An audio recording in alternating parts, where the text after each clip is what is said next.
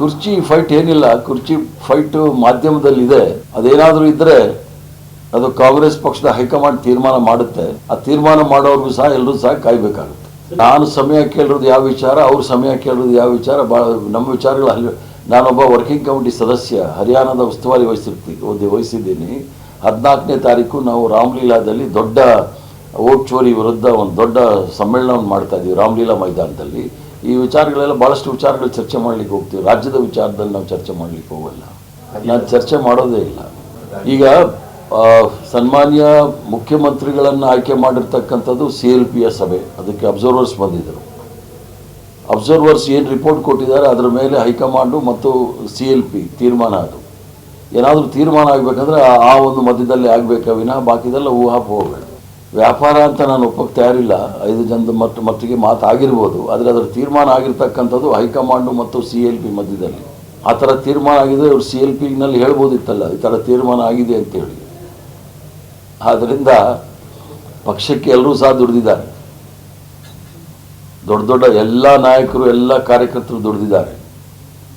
ಆದ್ದರಿಂದ ನಾವು ಈಗಿನ ಕಾಲಘಟ್ಟದಲ್ಲಿ ಯಾವ ಪರಿಸ್ಥಿತಿಯಲ್ಲಿದ್ದೀವಿ ಅದನ್ನು ಗಂಭೀರವಾಗಿ ಯೋಚನೆ ಮಾಡಬೇಕೇ ವಿನಃ ಇದು ಪವರ್ ಸ್ಟ್ರಗಲ್ ಆಗಬಾರ್ದು. ಅಲ್ಲ, ರಾಜಕೀಯವಾಗಿ ಹಲವಾರು ವಿಶ್ಲೇಷಣೆಗಳು, ಚಿಂತನೆಗಳು ಬರುತ್ತೆ. ಯಾವುದೇ ಸಂದರ್ಭದಲ್ಲಿ ನಾವು ಎಚ್ಚರ ವಹಿಸಿ ಮಾಡಬೇಕಾಗಿರ್ತಕ್ಕಂಥ ವಿಚಾರ ಇದು. ಈ ಒಂದು ಅದಕ್ಕೆ ನಾನು ಪವರ್ ಸ್ಟ್ರಗಲ್ ಅಂತ ಹೇಳೋದು. ಇದಕ್ಕೆ ನಮ್ಮ ಹಿರಿಯರು ಮಲ್ಲಿಕಾರ್ಜುನ್ ಖರ್ಗೆ ಸಾಹೇಬರಿದ್ದಾರೆ, ರಾಹುಲ್ ಗಾಂಧಿಯವರಿದ್ದಾರೆ, ಹೈಕಮಾಂಡ್ ಇದೆ, ಇವುದು ತೀರ್ಮಾನ ಮಾಡುತ್ತೆ.